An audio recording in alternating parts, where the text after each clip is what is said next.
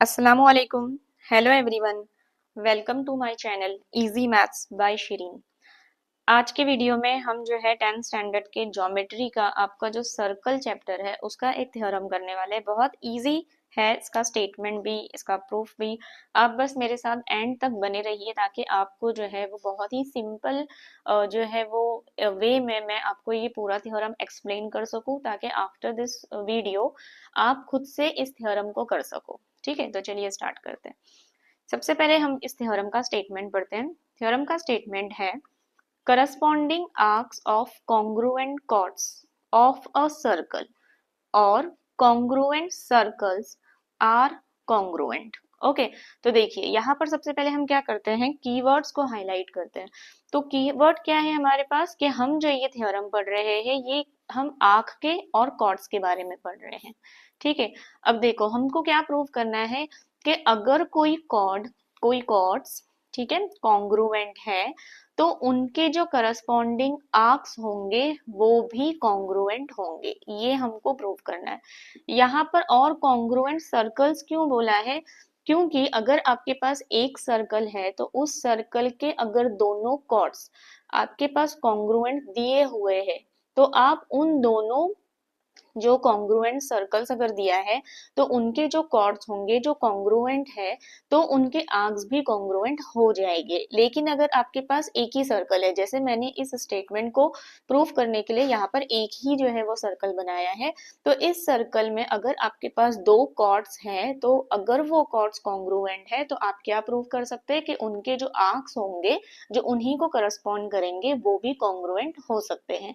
ठीक है, तो देखिए अब ये देखते हैं हम ये स्टेटमेंट को इस सर्कल में आप कैसे अप्लाई करते हैं।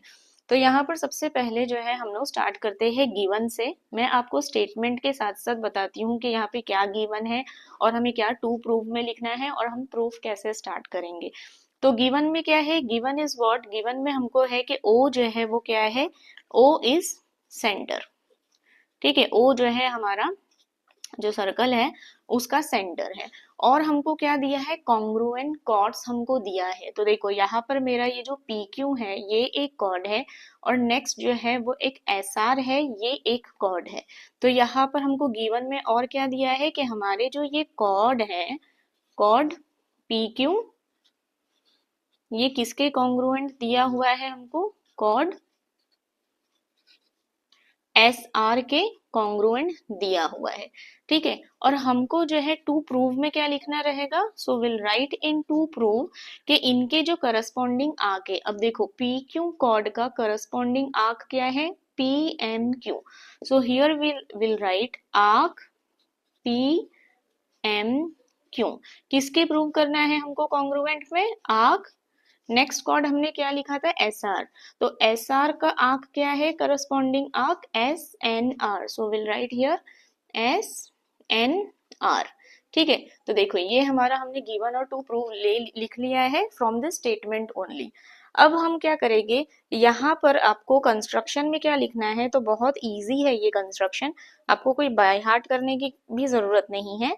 कंस्ट्रक्शन में बस ये जो सारे रेडियाई दिख रहे हैं आपको, OP, O Q, O R, O S, तो आप कंस्ट्रक्शन में बस क्या लिख देंगे कि ड्रॉ, क्या क्या ड्रॉ करना है हमको, OP, O Q, O R and O S. ठीक है, ये हमको चार जो रेडियाई है ऑफ द सेम सर्कल ये हमने ड्रॉ कर लिया।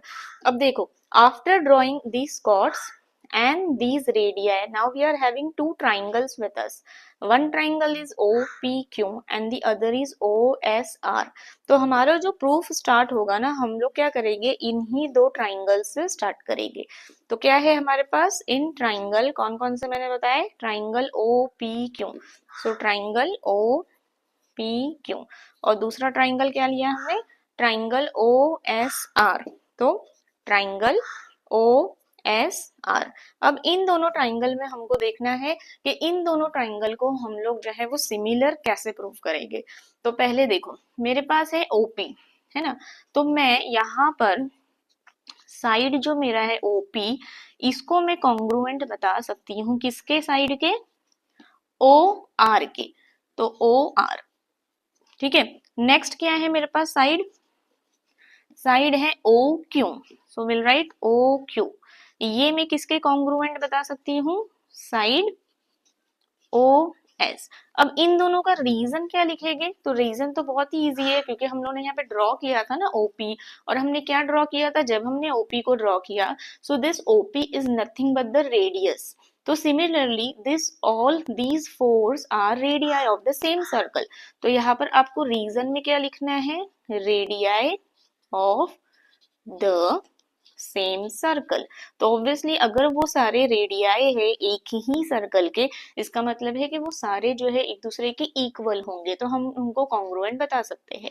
नेक्स्ट क्या है हमारे पास, देखो ये ट्राइंगल का ये दोनों साइड तो चला गया है ना, ये इसके हम लोगों ने कॉन्ग्रुएंट बताया है इसके। अब ये जो है ना पी क्यू और एस आर, इसके बारे में तो हमको गिवन में ही दिया हुआ है कि ये क्या है, कॉन्ग्रुएंट है। तो इसका मतलब है कि ये वाली जो थर्ड साइड है ये दूसरे ट्राइंगल के थर्ड साइड के कॉन्ग्रुएंट है। तो हम लोग यहाँ पे क्या लिखेंगे, side P Q is congruent with the side which one, S R. और यहाँ पर क्या लिखेंगे हम लोग, गिवन, क्योंकि ये तो हमको गिवन में दिया है कि ये दोनों इक्वल है। इसका मतलब क्या है कि ये दोनों ट्राइंगल की तीनों भी साइड एक दूसरे के कॉन्ग्रुएंट है। So here we can write therefore our triangle O P Q is similar with the triangle, which one, the triangle which we have taken is OSR। और यहाँ पर आप क्या लिखेंगे, साइड साइड साइड टेस्ट, है ना, side side test of similarity से हमने इन दोनों ट्राइंगल को सिमिलर प्रूव कर लिया है। अब देखो जब हम लोगों ने इन दो ट्राइंगल को सिमिलर प्रूव कर दिया है, इसका मतलब है कि इसके जो एंगल होंगे वो भी एक दूसरे के कॉन्ग्रुएंट होंगे, है ना, ये वाला एंगल इसके, ये वाला एंगल इसके और ये इसके। तो हम लोग यहाँ पर एक एंगल का नाम लिख रहे हैं, that is angle P O Q is congruent, P O Q is congruent with the S O R, है ना, एस ओ आर। यहाँ पर क्या लिखेंगे आप, C A S T, corresponding angle of the similar triangle, C A S T आप लिखोगे, ठीक है। अब यहाँ पर देखो पी ओ क्यू के सामने हमको आर्क क्या मिल रहा है, पी एम क्यू। तो हम लोग यहाँ पे लिखेंगे measure of arc P M Q के बारे में लिखेंगे। अब लेकिन हमको definition of measure of minor arc से पता है कि हमारा जो ये मेजर आर्क होगा ना, मतलब इसकी जो वैल्यू होगी एक्चुअल में ये इसके सामने के एंगल के बराबर होगी। मतलब कि मेरा जो measure of arc P M Q होगा वो एक्चुअल में एंगल पी ओ क्यू के इक्वल होगा। तो यहाँ पर क्या लिखेंगे, angle P O Q. Similarly हमारे पास यहाँ पे जो मेजर ऑफ आर्क है, मतलब मेजर आर्क है यहाँ पर क्या है, एस एन आर। मतलब हम लोग यहाँ पर क्या लिख सकते हैं, measure of arc which one, S N R is equal to. अब यहाँ पर भी देखो ये जो आर्क है ये किसके अंडर में आ रहा है, ये एंगल जो है एस ओ आर के अंडर आ रहा है। तो यहाँ पर लिखेंगे एंगल एस ओ आर। और इन दोनों का रीजन क्या लिखेंगे आप लोग, यहाँ लिखेंगे डेफिनेशन ऑफ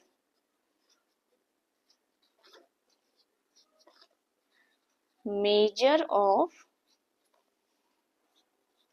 माइनर आर्क, क्योंकि माइनर आर्क की डेफिनेशन ही यही है कि उस आर्क के अंडर अगर जो भी आपका एंगल बनता है और वो एंगल अगर सेंटर पर उसका वर्टेक्स बनता है तो इसकी जो वैल्यू होती है वो उस एंगल के इक्वल होती है।